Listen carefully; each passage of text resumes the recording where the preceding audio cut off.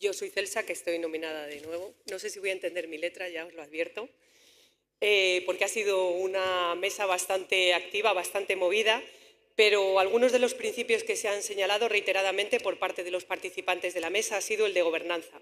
Que exista una participación real a lo largo de todo el proceso, diseño, aplicación, evaluación, seguimiento, con indicadores claros que nos permitan medir si estamos cumpliendo los objetivos de la ley. Y que exista además tiempo suficiente, mucho más, para el debate. Debe ser una ley que descanse en la coherencia territorial, basada en estudios de modelos socioeconómicos, ambientales y alimentarios, y coherencia también entre políticas que ya tenemos, Directiva Marco de Agua, Directiva Nitratos, coherencia con la política agraria común y coherencia con políticas y compromisos exteriores como son los Objetivos de Desarrollo Sostenible. Debe tener en cuenta la ley los impactos negativos de la globalización. Podemos hacer una ley perfecta, pero si no tenemos en cuenta estos aspectos no llegaremos al cumplimiento de nuestros objetivos. Debe estar dotada de presupuesto adecuado y debe tener en cuenta también entre sus principios colectivos vulnerables como puede ser la agricultura familiar. Debe ser una ley ambiciosa, pero sin pasarnos, de manera que no la convirtamos en una ley florero que no nos permita realmente aterrizar y que sea un envoltorio simplemente para un lavado de cara sin llegar a aterrizar sobre el territorio. Debe permitir una transición justa con objetivos e indicadores a corto, medio y largo plazo. Y debe buscar la justicia social y la igualdad de género, teniendo en cuenta el papel activo de las mujeres tanto en los procesos de participación como toma de decisiones. Entre los objetivos, de nuevo, se ha destacado el que deben ser ambiciosos, el que deben contar con una evaluación independiente, y en este caso debe haber indicadores desagregados por temas de género. Deben incluirse estrategias de apoyo a sectores vulnerables. Debe haber objetivos de formación y acompañamiento a todos los actores implicados en la ley y de sensibilización a la población. Debe haber objetivos también que busquen la eficiencia en el uso de insumos, agua, etcétera, pero teniendo en cuenta que eficiencia no es sinónimo de sostenibilidad. Debe haber objetivos de transición agroecológica y aquí ha habido algún disenso sobre cómo conseguirlos, y disminuyendo los fertilizantes de síntesis, trabajando con las emisiones ganaderas. Debe buscarse también algún objetivo de disminución de consumo de carne industrial, aunque aquí tampoco ha habido completo consenso en la mesa. Y se proponen objetivos de dieta sostenible, incluyendo el tema del mal gasto de alimentos.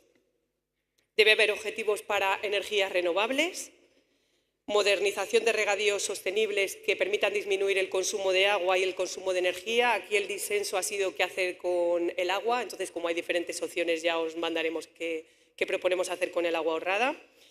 Debe haber objetivos de compra pública responsable y tener en cuenta la I+D+I.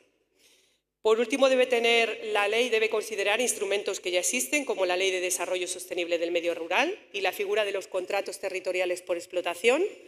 La PAC, aquí sí que no ha habido posibilidad casi alguna de consenso entre diversos grupos, elementos de fiscalidad ambiental e instrumentos relativos a los seguros agrarios, que aquí ha sido otro de los 4 puntos donde no ha habido tampoco consenso. Pero sobre todo desde la mesa de la sociedad civil lo que se quiere pedir es una hoja de ruta del proceso participativo y que por favor exista un espacio para el debate en el que podamos vernos físicamente, con más tiempo, con más medios, para buscar al final una participación real, transparente y que nos lleve al consenso en esta ley.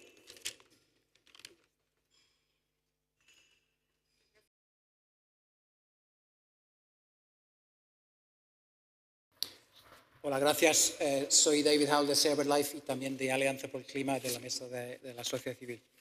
Hemos empezado en objetivos y principios hablando de cuestiones sociales, la importancia de recoger en la ley una amplia gama de conceptos como son la transición justa, derechos de la infancia, equidad de género, reconocimiento de la vulnerabilidad de determinados colectivos y territorios, recoger el derecho a la migración y la obligación de la acogida, que España juegue su papel y haga su parte a lo de acoger a los, entre comillas, las personas expulsadas por los impactos climáticos en otras regiones.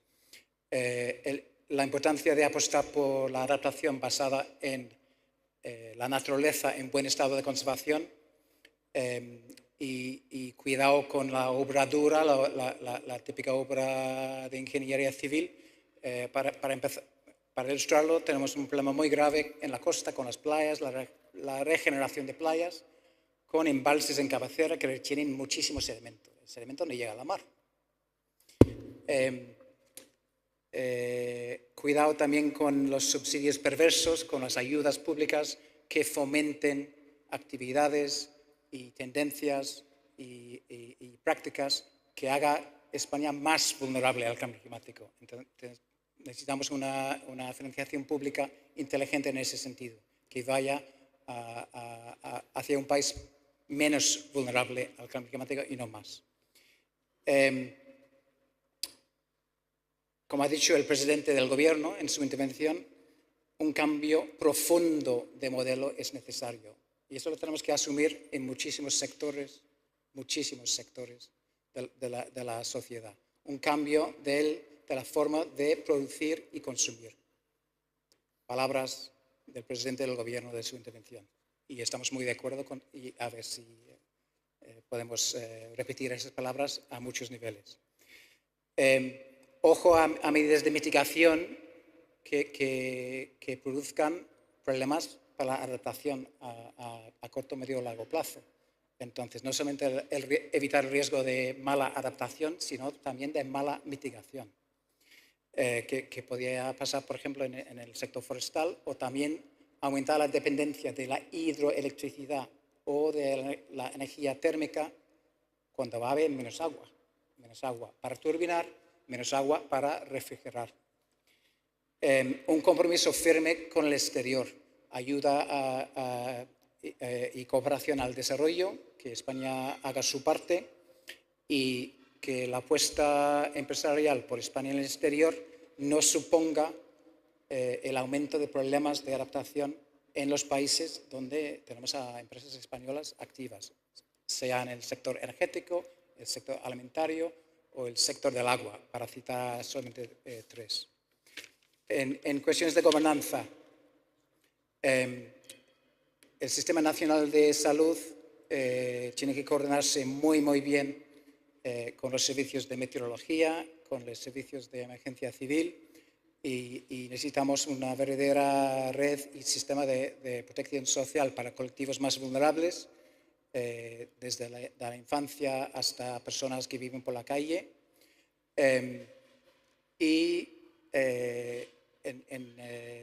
También en el bloque de gobernanza, el Consejo Nacional del Clima no es un instrumento adecuado para el reto que tenemos por delante. Y necesitamos mirarlo muy bien. El Consejo Nacional del Clima no es un órgano serio para abordar el tipo de cuestiones que tenemos sobre la mesa. Entonces, tenemos que sentarnos a hablar de verdad, administraciones públicas, empresas, colectivos sociales, y no simplemente escuchar y cuestionar y marcharnos enfadados. En la gobernanza, apostar mucho por el incentivo y la sensibilización para favorecer prácticas, comportamientos que ayuden a hacernos más resilientes y menos vulnerables al cambio climático. Resaltar el papel clave de los gobiernos y las comunidades locales a lo de buscar soluciones, debatir soluciones y aplicar soluciones. Hacer un uso mucho mejor y mejor dirigido de los fondos europeos, que no decimos que se nos van, pero habrá cada vez menos fondos europeos, tal vez, y hay que hacer un uso mucho más inteligente de esa fuente de financiación. Vemos en otros países como en el Parlamento del Estado debaten la posición negociadora antes de que el gobierno se vaya a negociar. Sería interesante ver un avance en ese sentido, que el gobierno aparezca en el Parlamento del Estado para presentar sus propuestas de posición nacional y que haya un debate, y en función del debate el gobierno va a Europa o al Convenio del Clima y empieza a negociar. En el bloque de conocimiento voy a ir saltando cosas porque me falta tiempo. muy de acuerdo con la intervención anterior de la mesa de expertos en cuanto a la importancia de un registro de riesgos e impactos por muchos motivos y la importancia de trasladar esa información al territorio con formación específica en muchos sectores. El sector sanitario, para resaltar solamente un sector importante en cuanto a impactos del cambio climático en las personas. El derecho a la información sobre impactos en el día a día, en todos los sectores laborales y centralizar esa información en medios de comunicación accesibles y otros puntos accesibles.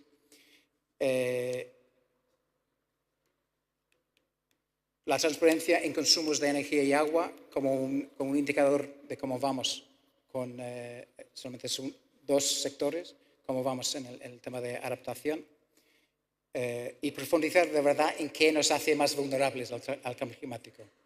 Dejar de invertir en proyectos que nos hacen más vulnerables al cambio climático. Las ONGs y otras entidades de la sociedad civil tenemos mucho que aportar y ahí estamos.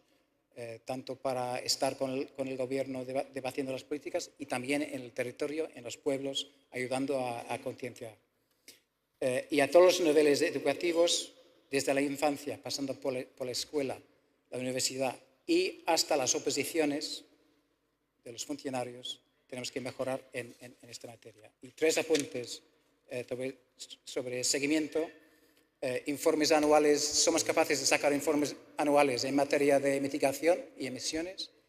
Deberíamos atrevernos a intentar hacer algo parecido en materia de adaptación y, ¿por qué no?, en el debate del Estado de la Nación, tener información y un debate sobre cómo estamos de vulnerables o no en materia de cambio climático. ¿Estamos adaptando bien el país o no? Tener una especie de IPCC a nivel estatal para vigilar y transmitir esta información y necesitamos resúmenes en lenguaje accesible desde todos los puntos de vista, ¿no? En cuanto a nivel técnico, como los idiomas cooficiales. Voy a terminar con insistir en la importancia de resaltar los beneficios de la buena adaptación y también en cada informe, ojalá anual, dejar claro qué nos queda por hacer, cómo vamos cerrando la brecha. Gracias. Muy bien, muchas gracias.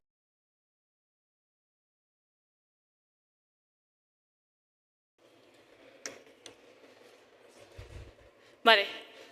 Bueno, buenas tardes. Mi nombre es Diana Osuna, pertenezco a la Asociación Amigos de la Tierra y represento a la mesa de entidades sociales de la sociedad civil.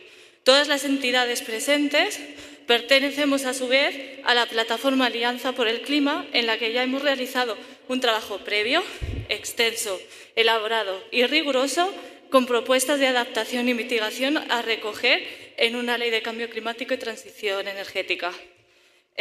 Paso a nombrar un resumen de las que nos atañen en estas jornadas.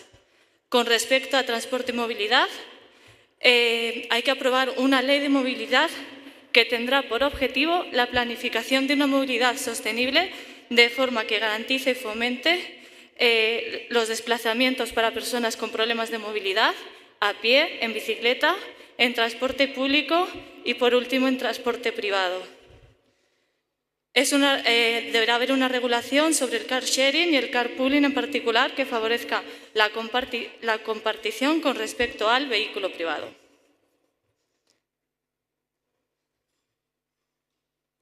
Se deben hacer esfuerzos adicionales para la electrificación del parque automovilístico o con tendencia a emisiones cero, especialmente la adquisición de nuevas flotas por parte de la Administración pública. De cara a movilidad, cuando se externalicen servicios por parte de la Administración pública, debería existir la posibilidad de que se rescindan esos contratos cuando no cumplan criterios de movilidad y ambientales en general. Debería modificarse la normativa vigente sobre tráfico para incluir criterios ambientales como la reducción de las velocidades específicas en las vías urbanas e interurbanas. Con respecto a edificación y urbanismo, deben limitarse la expansión residencial y de zonas empresariales alejadas de centros urbanos que provoca un aumento del tráfico de vehículos y, por tanto, de las emisiones. Los instrumentos de planeamiento urbanístico deben incorporar un análisis de los impactos sobre las emisiones de los nuevos desarrollos, especialmente por lo que se refiere a la movilidad generada y por totalidad de los consumos energéticos.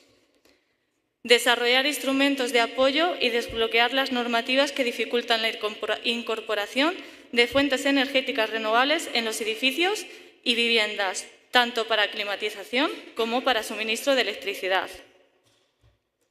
Hay que impulsar la rehabilitación energética de ciudades, regeneración urbana, de viviendas y edificios, así como la introducción de mecanismos de gestión energética para el ahorro y la eficiencia en equipos e instalaciones. Fomentar también el uso de materiales de construcción y rehabilitación con baja huella de carbono. Desarrollar y ejecutar planes para proteger lugares especialmente sensibles a los impactos de tráfico rodado, contaminación de aire y acústica, por ejemplo, tales como centros educativos, centros sanitarios o residenciales de la tercera edad. Incluir también la adaptación y la resiliencia de las viviendas al cambio climático como un apartado específico en el Código Técnico de la Edificación y fomentar la investigación sobre los impactos de cambio climático en los edificios.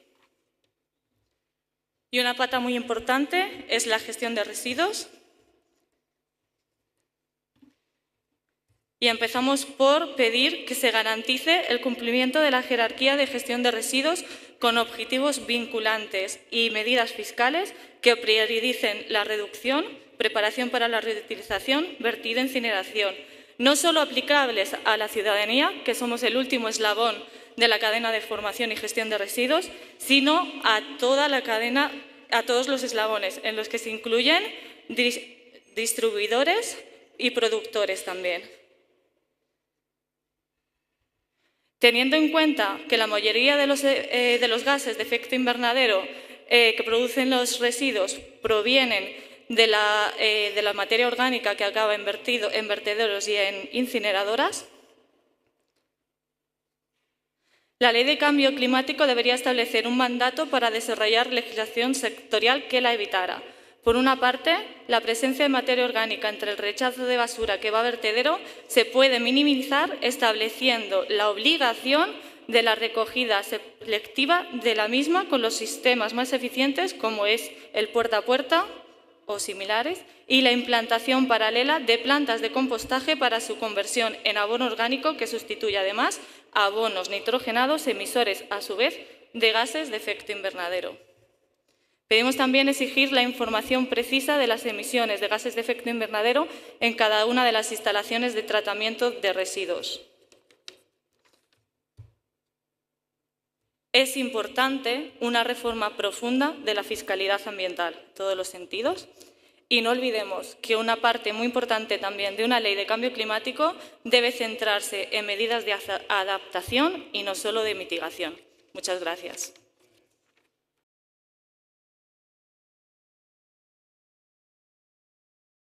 Bueno, buenos días a todos y todas. Gracias por darnos la palabra. La verdad es que nos habría gustado más estar en la mesa inicial junto con la industria, pero bueno, tenemos esta oportunidad, ¿no? Por favor, pediría silencio. Gracias. Decir que hablo en nombre de Alianza Clima porque casi todas las organizaciones que estábamos en la mesa de sociedad civil formamos parte de la misma. En primer lugar, lo que vemos es que es fundamental que esta ley contemple objetivos específicos de reducción de emisiones para el transporte, algo que no ha ocurrido nunca. El transporte, como bien se ha mencionado en la ponencia inicial, es el sector que más emisiones genera a día de hoy, pero curiosamente nunca ha tenido objetivos vinculantes. Por lo tanto, es fundamental que establezca objetivos de reducción con miras a que en 2050 las emisiones sean cero, pero que ya de forma inmediata establezca una hoja de ruta con objetivos a corto plazo y objetivos ambiciosos. El cambio climático, si no conseguimos frenarlo de aquí a 2030, superaremos los 1,5 grados y, por tanto, no estamos hablando de que esos objetivos se vayan muy alejados en el tiempo. Eso, por un lado, objetivos claros para el transporte y, en segundo lugar, pues que enfoquemos que en el futuro el transporte no sea solamente la compraventa de vehículos, sino que ofrezca servicios y que vaya encaminado a que la gente no tengamos en propiedad vehículos, sino que podamos utilizarlos de forma colaborativa. En esa línea hemos establecido como varias medidas en 4 bloques. El primero de ellos es el de las infraestructuras. Y aquí vemos claro que hay que dejar ya de invertir en toda nueva infraestructura. No hace falta más carreteras. Y aquí, la semana pasada, nos despertamos con la noticia de que se quiere ampliar la A1 en Madrid, cosa que es totalmente incongruente. No queremos más aeropuertos, no hacen falta más líneas de alta velocidad. Lo que hace falta tenemos una sobrecapacidad de infraestructuras y lo que hace falta es mantenimiento. Hacen falta operaciones quirúrgicas para mantener y mejorar lo que hay. Hace falta recuperar la red de tren convencional y hace falta invertir en los trenes regionales y cercanías, que son los que más gente mueven cada día. En el bloque de medidas fiscales impositivas consideramos que hay que disuadir del uso de la carretera y de la aviación, lo que pasa, por ejemplo, por equiparar los impuestos que actualmente se gravan al diésel, equipararlos con el de la gasolina, lo que pasa por establecer la euroviñeta para el transporte por carretera o lo que pasa por eliminar las subvenciones ocultas que muchas comunidades autónomas pagan a las compañías aéreas o de bajo coste para que hagan el servicio entre diferentes ciudades. Vemos también importante que se apruebe una ley de movilidad sostenible, una ley que obligue, con objetivos de reducción claros, a los municipios a disminuir los desplazamientos en automóvil, a que a partir de cierto año los coches diésel no sean parte del escenario habitual de nuestras ciudades, a que haya una ley que financie y que apoye el transporte público de nuestras ciudades y que haga que sea más barato y atractivo para las personas que en ellas vivimos. En el sector de la Administración, qué menos que pedir que la Administración sea un ejemplo claro, que dé ejemplo con su uso, lo cual pasa porque la Administración apueste por renovar sus flotas de vehículos hacia aquellos menos contaminantes, pero también pasa por incentivar que las personas que trabajan en la Administración se desplacen utilizando poco el automóvil y, sobre todo, pasa también por reducir las plazas de aparcamiento o regularlas en muchos de los edificios de la Administración. Y también pasa porque la Administración, en todos los contratos que se haga, pues que establezca criterios que favorezcan a las empresas que dentro de sus flotas pues tengan vehículos eléctricos o poco contaminantes. Y ya termino con un bloque de varios. Aquí ya hay medidas un poco más puntuales.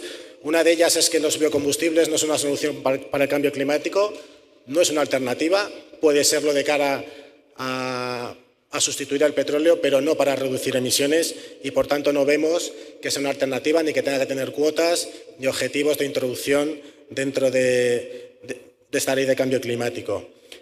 Otra línea sería el apoyo a los trabajadores de los sectores que, lógicamente, tienen que ver, que se van a ver afectados en el caso de que eso tuviera lugar y que haya un apoyo a esos trabajadores que tendrían que transitar hacia nuevos modelos de negocio. Y, por último, no estaría mal hacer un diagnóstico de cómo la actual red de infraestructuras, en qué medida es actualmente vulnerable para adaptarse a las consecuencias del cambio climático en las próximas décadas. Y ya con esto, muchas gracias.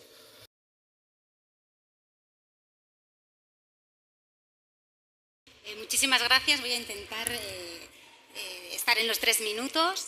En nuestra mesa hay representantes de organizaciones y movimientos sociales, como los ecologistas y organizaciones sindicales. ¿Qué cosas hemos debatido y qué elementos consideramos que son fundamentales para la próxima ley de cambio climático? Primero, que debe incluir un objetivo de balance neto cero para 2050 y que tiene que tener como fin proteger a la ciudadanía y el medio ambiente. Debe, además, ajustar los objetivos a corto plazo de España y a medio plazo de 2020 a 2030 a los objetivos del Acuerdo de París. Y para eso necesitamos unos objetivos de 2020 y 2030 que reduzcan las emisiones que tenía España en 1990. También queremos que para los sectores difusos haya una ambición y haya una reducción voluntaria por parte de España por encima del 26% de la actualidad. Consideramos que la acción temprana es muy importante. La ley tendrá que dotarnos también de instrumentos de gobernanza y de organismos concretos que aseguren la participación ciudadana de todos los sectores, la coordinación entre administraciones y entidades sociales y económicas. Y necesitamos que esta participación ciudadana se dé ahora durante la tramitación de la ley y después para su implementación y seguimiento. Habrá que generar organismos específicos como comités de expertos para hacer este seguimiento de la ley. Queremos poner también de manifiesto que España es el país más vulnerable de Europa para el cambio climático y que en este sentido nos gustaría que la ley demostrara el liderazgo que tenemos que mostrar.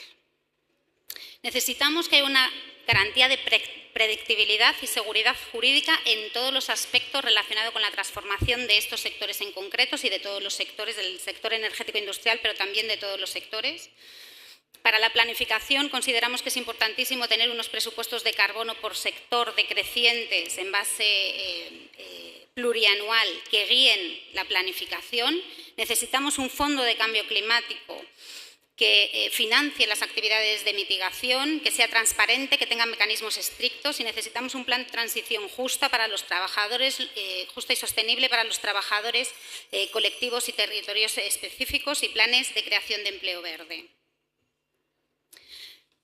Respecto a las hojas de ruta, para el sector energético ha habido una diferencia en la mesa, hay diferentes opiniones. Por una parte, los representantes de movimientos sociales y ecologistas queremos una hoja de ruta hacia un 100% renovable y un calendario de cierre de centrales nucleares y térmicas de carbón.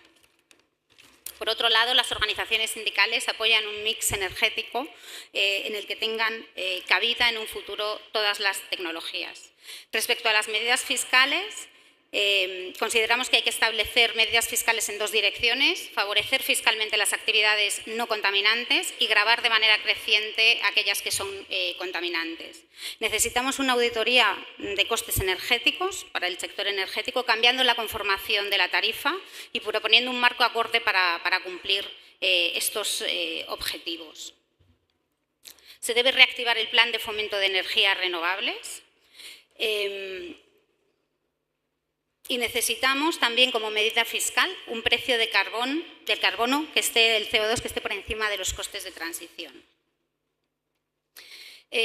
También hemos tratado qué aspectos se deberían incluir desde el lado de la demanda y la ciudadanía. Esta ley debe empoderarnos a la ciudadanía y muchos de los que han hablado hoy aquí lo han reflejado. Necesitamos generar una ciudadanía energética que ayude a transformar la economía. Para eso necesitamos plenos derechos para participar en la transición energética y, por ejemplo, necesitamos una nueva ley de promoción del autoconsumo sin barreras para ciudadanos y empresas que supongan aprovechar esta mejor comprensión de los consumos y una mejor gestión de la demanda. Necesitamos también planes de ahorro y eficiencia energética. Para finalizar, queremos transmitir que desde las organizaciones sociales estamos dispuestos a hacer una participación más profunda, de gran calado en la elaboración de esta ley y que esperamos tener pronto una hoja de ruta clara sobre cómo se va a establecer esta participación y cuáles van a ser los niveles y los contenidos en los que vamos a poder participar. Muchas gracias. Gracias, Laura.